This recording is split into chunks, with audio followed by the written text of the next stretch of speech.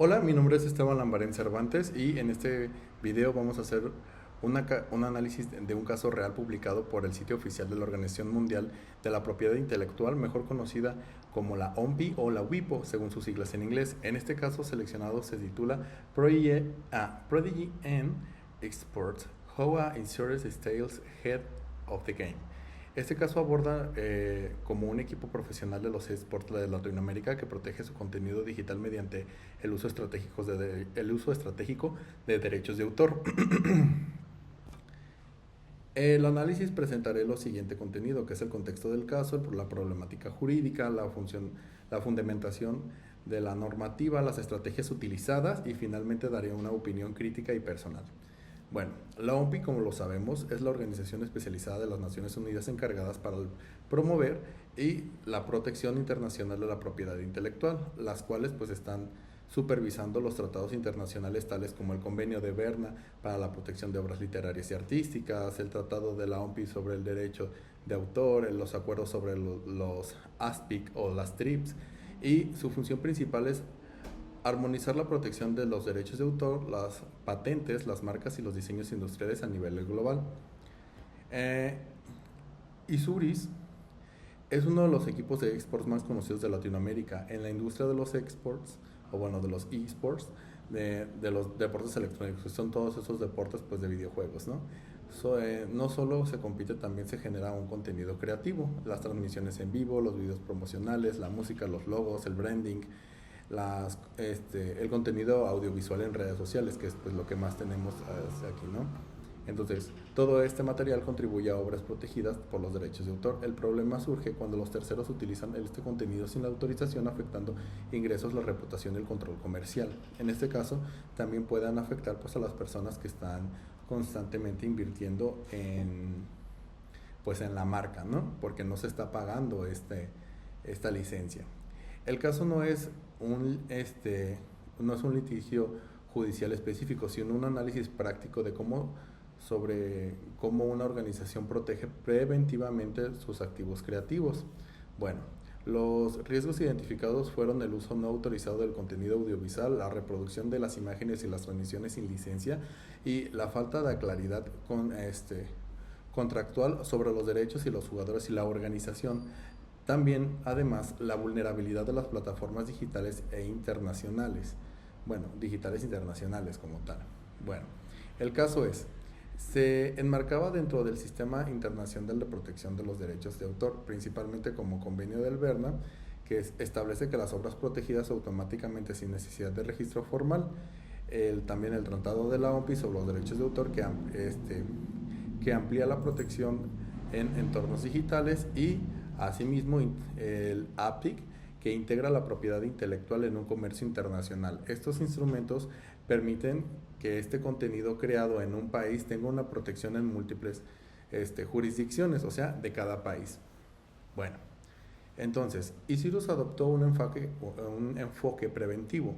Uno, los contratos claros con los jugadores y los creadores que delimitaban la titularidad o el uso del contenido. ¿Qué quiere decir esto? Que a pesar de que los jugadores bien pudieran estar desarrollando sus actividades, el contenido o las jugadas que ellos podrían hacer no le pertenecían como tal a ellos, sino le pertenecían a la organización en general.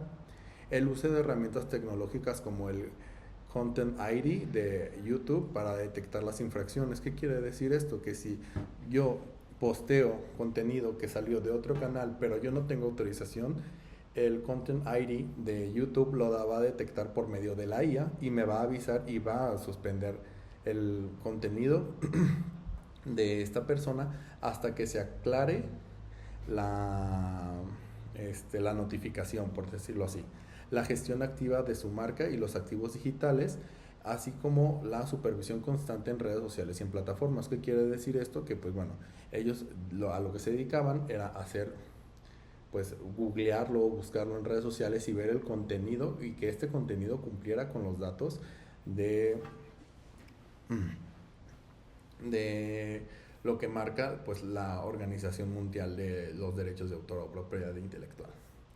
¿Ok? El análisis como tal de todo esto no es tanto como una situación en cuanto a una pelea o una jurisdicción, sino el cómo una persona, o mejor dicho, un grupo de personas o una marca se está protegiendo antes para poder tener todos los lineamientos y no tener que estar litigando. ¿Qué es litigar? Pues al final de cuentas es negociar, por llamarlo de alguna manera, negociar y hacer valer la ley, ¿no? En este proceso. Entonces, desde una perspectiva crítica y un poco pues respetuosa, considero que este caso pues demuestra cómo la economía digital depende profundamente de los derechos de autor.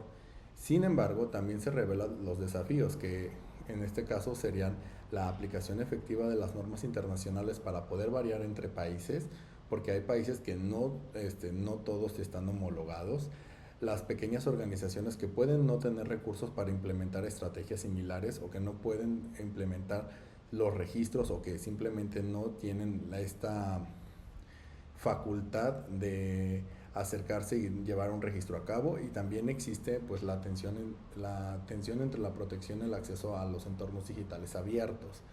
¿A qué me refiero a esto? Que pues bueno, pues asimismo nosotros tenemos como libertad de expresión y libertad de repostear dentro de las redes sociales, ¿no? Lo que no podemos hacer es generar una ganancia con la propiedad intelectual de alguien más. Aún así,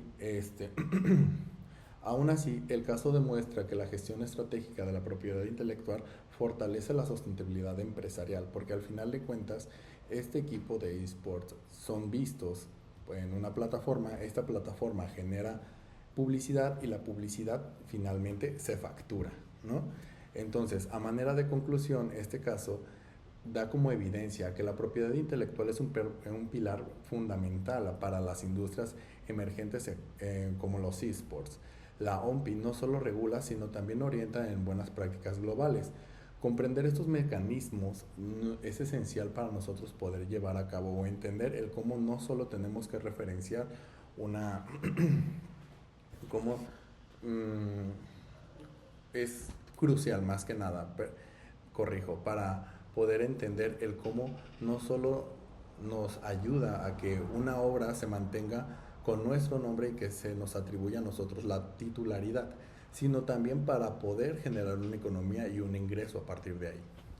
Bueno, pues por mi parte sería todo. Este sería el video de análisis de la actividad 1D de la materia de propiedad intelectual. Mi nombre es Esteban Lambarén y nos vemos en el siguiente video. Hasta luego.